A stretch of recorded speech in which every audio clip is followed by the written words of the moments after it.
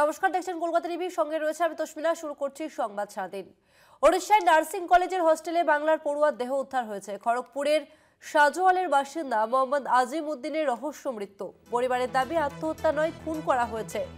College কর্তৃপক্ষ ও সহপাঠীদের বিরুদ্ধে মিথ্যে বলার অভিযোগ। 3 সঙ্গীর বিরুদ্ধে খুনের অভিযোগ দায়ের হয়েছে।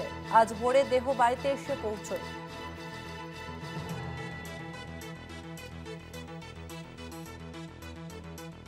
আরো একবার জানিয়ে রাখবো, পশ্চিম মেদিনীপুর জেলার খড়গপুর শহরের সাজোয়ালের বাসিন্দা মোহাম্মদ আজিম উদ্দিন।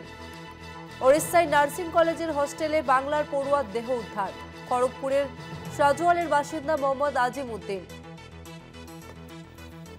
वो जिस रूम में वो 3 लड़का जो है छोड़ के गया था, उस रूम में वो लड़का का बॉडी नहीं पाया गया, ना लड़का वहाँ पे हैंगिंग किया है।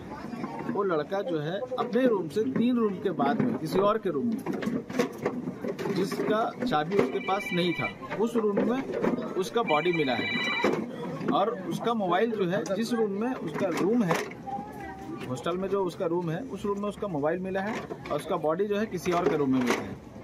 और जो लड़का लोग बोल रहा है कि से हम उसका दरवाज़ा तोड़ करके उसको निकाले हैं रस्सी काट करके, तो हम लोग जब वहाँ पे गए स्पॉट पे, तो ना तो वहाँ पे रस्सी था कहीं बांधा हुआ और ना ही जो है वो दरवाज़ा टूटा हुआ था। वो सुसाइड नहीं है, वो बच्चा सुसाइड कर ही नहीं सकता है। और ये जो है तीनों बंदा का ही काम है, दूसरा किसी का काम नहीं। ये लोग रूम में दूसरे के रूम में लेके जाके उसको और उसको साजिश किया है। আমরা বিস্তারিত কথা বলবো। আমাদের সঙ্গে ফোন লাইনে রয়েছে প্রতিনিধি সৌম্যকান্তি ত্রিপাঠী। সৌম্যকান্তি, ঠিক কি অভিযোগ উঠে আসছে?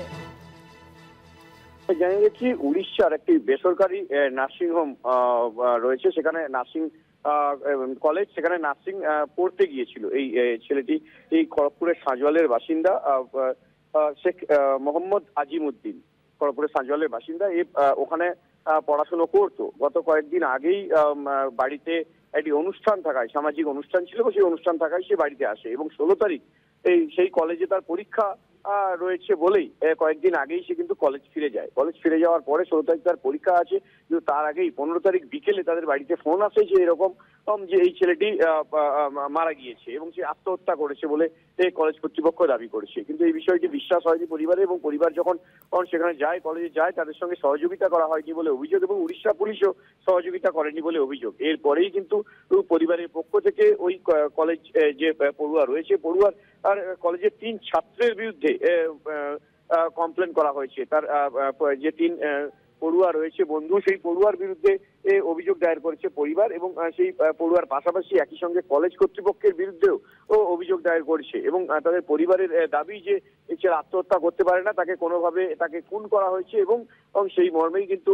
খুর্দা রোড এলাকাতে স্থানীয় থানাতেই এই অভিযোগ দায়ের করা হয়েছে এবং সেই অভিযোগের ভিত্তিতে পুলিশ তদন্ত শুরু করেছে। যদিও বা পরিবারের দাবি পুলিশ তদন্তে কোনো রকম সহযোগিতা করছে না, এবং এই বিষয়টি নিয়ে আমাদের রাজ্য সরকারের দ্বারস্থ হয়েছে পরিবার, এবং ঘটনা তাদের সঙ্গে পরিবারের সঙ্গে দেখা করছে স্থানীয় মেদিনীপুরের বিধায়ক সুজয় হাজরা। তিনি দেখা করে পরিবারের সঙ্গে কথা বলেছেন এবং যাতে তদন্ত সঠিক পথে এগোয় সে বিষয়ে আশ্বাস দিয়েছেন তিনি।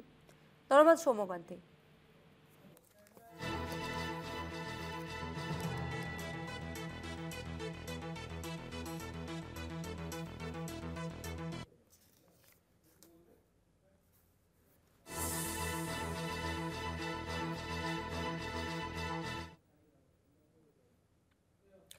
মেদিনীপুরে বাড়ি বাড়ি না গিয়ে মাজারে বসে এনুমারেশন ফর্ম সংগ্রহ বিএলওর। এলাকাবাসীর দাবি, জোর করে মাজারে ফর্ম নিতে বাধ্য করা হয়েছে।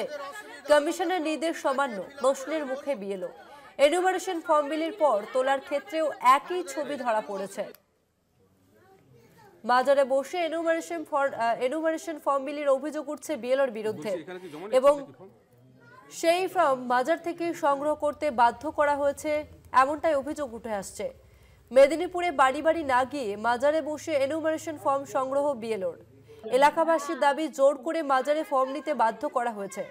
কমিশনের নির্দেশ অমান্য, প্রশ্নের মুখে বিএলও। এনুমারেশন ফর্ম বিলির পর তোলার ক্ষেত্রেও একই ছবি ধরা পড়েছে। বাজারে বসেই ফর্ম বিলি করা হয়েছে এবং ফর্ম যখন সংগ্রহ করা হয়েছে সেই সময়ও বাজারে বসেই করা হয়েছে, এমনটাই অভিযোগ উঠে আসছে। বলছি এখানে কি জমা নিচ্ছেন নাকি ফর্ম? জমা হচ্ছে না, আমরা আরো বিস্তারিত জানবো। আমাদের সঙ্গে ফোন লাইনে রয়েছে প্রতিনিধি সঞ্জীব দাস। সঞ্জীব, ঠিক কি অভিযোগ বিএলওর বিরুদ্ধে? তসলিমা, যেটা দেখা যাচ্ছে সন্ধ্যের পর রাত্রেবেলায় কিন্তু আমাদের এই মেদিনীপুর শহরের 19 নম্বর ওয়ার্ড, সেই 19 নম্বর ওয়ার্ডের বর্ধন গলি, সেই গলিতে কিন্তু একটা মাজার আছে। মাজারেই কিন্তু যে বিএলও আছে, বিএলও কিন্তু এখানে বলে গেছেন যে তিনি বাড়িতে যাবেন না, ওখানেই এসে তিনি ফর্ম নিয়ে নেবেন, এরকমই কিন্তু বলছে। কিন্তু যখন আমি গিয়ে দেখি ঠিক তাই সেম জিনিস কিন্তু হচ্ছে ওখানে কিন্তু দেখছি যে সবাই এসে কিন্তু বিএলও কে ফর্ম দিচ্ছে। আমি প্রথমে কথা বলতে থতমত খেয়ে যায় এবং পরে উনি নিজেই স্বীকার করে নিলেন যে হ্যাঁ আমি বলেছি, আমি এখান থেকেই ফর্ম কালেকশন করছি এরকম। কিন্তু ওখানকার যারা লোক ছিল, যারা ফর্ম জমা দিচ্ছিল, তাদের একটা অংশ কিন্তু বলছে যে আমরাই বিএলও কে চাপ দিয়েছি, চাপ দিয়ে আমরা এখানে নিয়ে এসে ফর্ম কালেকশন করার জন্য বলেছি, এইরকমই কিন্তু ওরা জানাচ্ছে ওখানকার স্থানীয় লোকরা। ধন্যবাদ সঞ্জীব।